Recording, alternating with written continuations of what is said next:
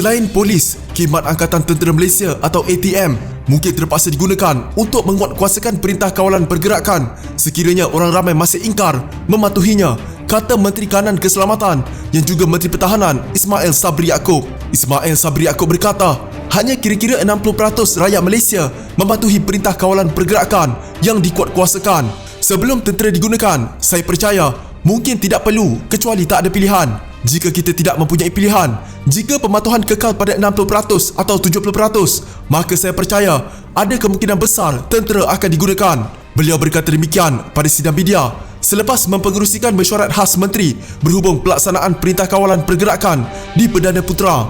Ismail berkata, polis akan mengadakan sekatan jalan sehingga 31 Mac ini untuk memberi penerangan kepada rakyat berhubung Perintah Kawalan Pergerakan. Sejak semalam, 504 sekatan jalan dilaksanakan di seluruh negara dan 6,135 kenderaan diperiksa setakat hari ini.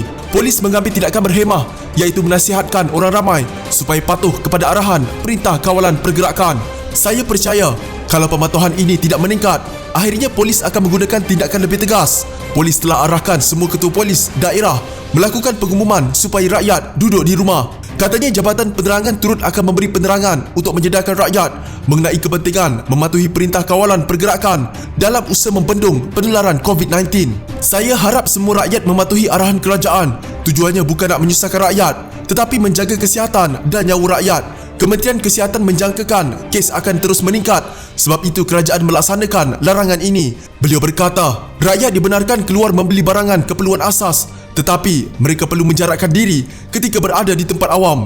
Katanya mesyuarat hari ini bersetuju merupakan sebuah jawatan kuasa khas dianggotai 19 kementerian untuk menyelaras pelaksanaan Perintah Kawalan Pergerakan. Sebelum ini Muhyiddin Yassin merayu rakyat tidak balik kampung atau melepak di luar rumah sepanjang pelaksanaan Perintah Kawalan Pergerakan selama 2 minggu.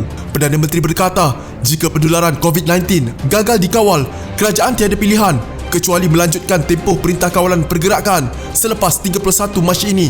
Kita hendak putuskan rangkaian jangkitan supaya jumlah orang yang dijangkiti wabak COVID-19 ini dapat dikurangkan. COVID-19 mempunyai hayat inkubasi 2 minggu.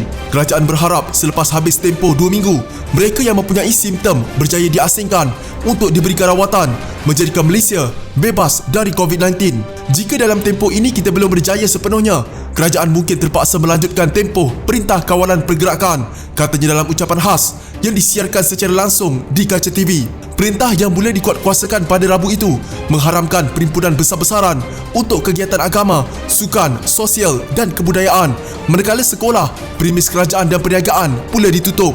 Hanya perkhidmatan asas, pasar raya, pasar awam, kedai runcit dan pasar mini dibenarkan beroperasi, sementara kedai makan dibenarkan beroperasi untuk perkhidmatan penghantaran dan bawa pulang saja.